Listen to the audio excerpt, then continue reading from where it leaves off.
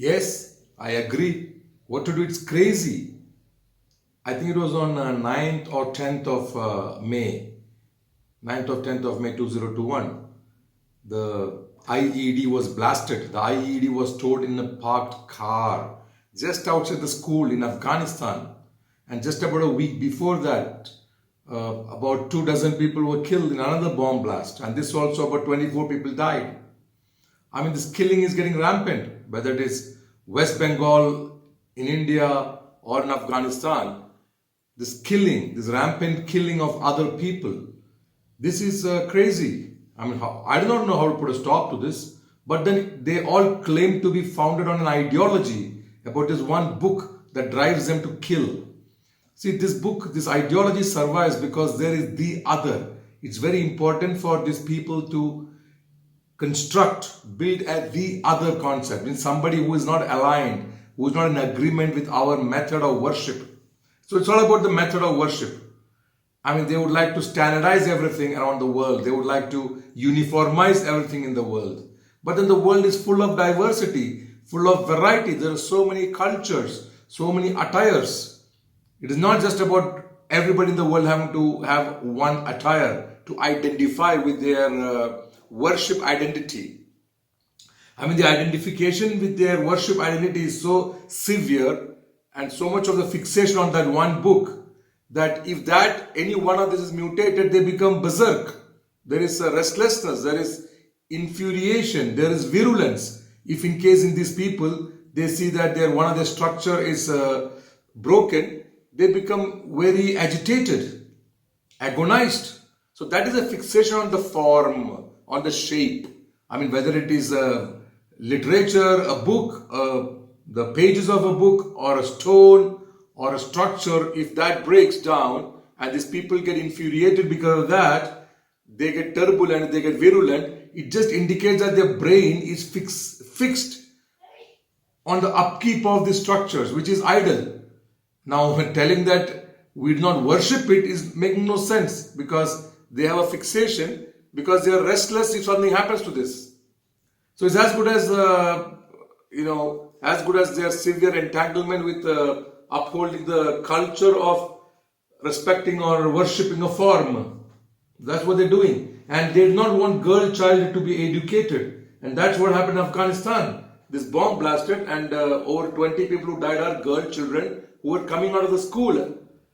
At the school time, the school just ended and they were rushing out, and that's when the bomb went off because they did not want girls to go to school. I mean, what a barbaric thought process is this? Because they wanted to dominate everybody in the world. It's an ideology of supremacy, enslavement of the other gender, and they want to dominate, control. They want to be influential. They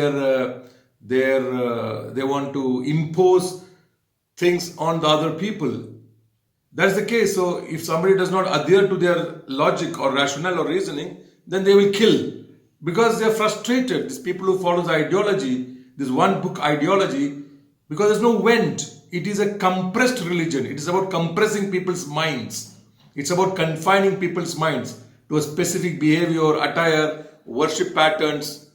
So when you compress your mind further and further, then there is a stifling, stagnation, suffocation, strangulation in your own mind, and you want to vent because it's painful to experience suffocation, to experience strangulation is painful, and you want to vent. So to get the vent, you want the other to accuse, somebody else you can allege, somebody else you can blame, because you want to complain that you are in pain. See, Indian civilization, they have this vent called meditations. Indian civilization type of meditations, where the mind can just open up and expand. So it is not confined in Indian civilization because they do the breathing techniques to get rid of their stress in the mind. Then they do not get suffocated or strangulated because they are not in the confines of a diktat. They do not feel compressed. But this ideology which is invaded India, this they compress the people. They compress the minds. The people, they want the other, and they start killing. So the solution is for these people not to kill other people.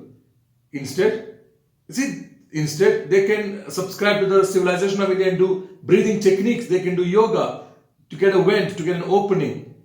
for their mind to expand and release its stress and relax. They can then experience some kind of soothing balm for the pain of their mind. Exit this severe diktat of the ideology that compresses your mind. So they want to all the time control things. I would think there should be so much of variety and diversity of culture, of civilization, of food, of attire, of dance, songs, maybe even worship patterns in the world. Why not? Why shouldn't there be another 100 kinds of ideologies, philosophies, so people can express themselves, whether it is towards divinity or towards expressing themselves, towards prayerfulness. It's okay, because that makes the world more colorful instead of having to confine into this compressed ideology, the dark ideology, and then having to create the other and kill the other. And this is happening in Afghanistan. Somebody says it is from ISIS, the Islamic State, and of Iraq and Syria, ISIS, and they blame the Taliban, and the Taliban is saying we have not done it, maybe the ISIS has done it. So it is not an external ideology that's killing each other. It is the same people who follow the same book, same scripture, same practices, but they kill each other, because in the end of the day, they feel this compressed ideology, this compressed method of living needs a vent. So if not from external people, they create the other within themselves. And most of the bombings are against the Shia community by the Sunni community. It is rampant in Pakistan, it's rampant in other parts of the world, and that's what happened in Afghanistan. And similar things are being visible in Bengal, West Bengal. So the objective is to live in harmony and tranquility. And this compression of your ideology, of your mind, takes away the serenity. And when you respect and when you worship these structures, whether it is one stone that you go around once in a year, or any other kind of minarets or domes or structures, that if it is disturbed, you become disturbed. So that indicates you have so much of attachment. You're almost making that object worship worthy. Then there's no point of telling that we should remove all the other kinds of worships, whether it is tree, the sun, the river, the structures, whatever it be. The other people will also, the Indian people have their own method of worshipping, because the form and the shape will represent your mind. Whatever you want to, whatever you say, it doesn't matter. Your mind will then manifest something to worship in the form, in the shape. So subscribe to the Indian way of meditations and breathing techniques, and avoid, delete, obliterate this need to kill other people just to spread your ideology.